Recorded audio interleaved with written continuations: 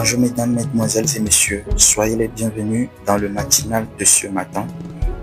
Prenez un moment pour vous abonner à la page sur laquelle vous suivez ce message pour ne rater aucune notification ou bien aucune publication dans les jours à venir. Sur cette page, vous serez nourris, enrichis et équipés pour affronter votre vie et marcher dans la victoire. Nous parlons aujourd'hui, le 17 octobre 2025, de l'amour de Christ dans sa longueur. Hier, nous avons abordé l'amour de Christ dans sa largeur, ce qui est disponible sur notre page. Vous pouvez aller consulter. Nous sommes dans Jérémie 31, le verset 3. De loin, l'Éternel se montre à moi. Je t'aime d'un amour éternel. C'est pourquoi je te conserve ma bonté. Quelqu'un me posera la question, jusqu'à quand l'Éternel nous aimera? Jusqu'à quand Jésus-Christ nous aimera?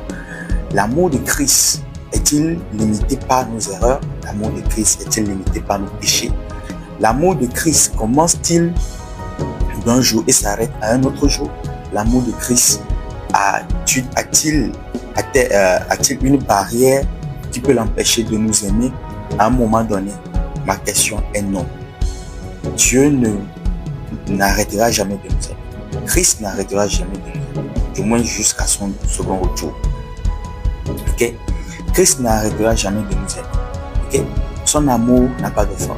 En ces temps, pour nous, son amour n'a pas de fin. Il n'y a pas de péché si grand, il n'y a pas d'erreur, il n'y a pas de faute que son amour ne peut couvrir. Et pas seulement de faute si grand que son amour peut couvrir, mais aussi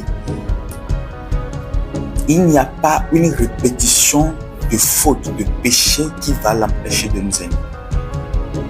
Si tu voles aujourd'hui, tu continues pas à voler demain, il continuera toujours pas t'aimer. Son amour ne s'arrête pas. C'est pour ça que à chaque fois que la plupart des gens viennent lui demander pardon, il nous pardonne toujours.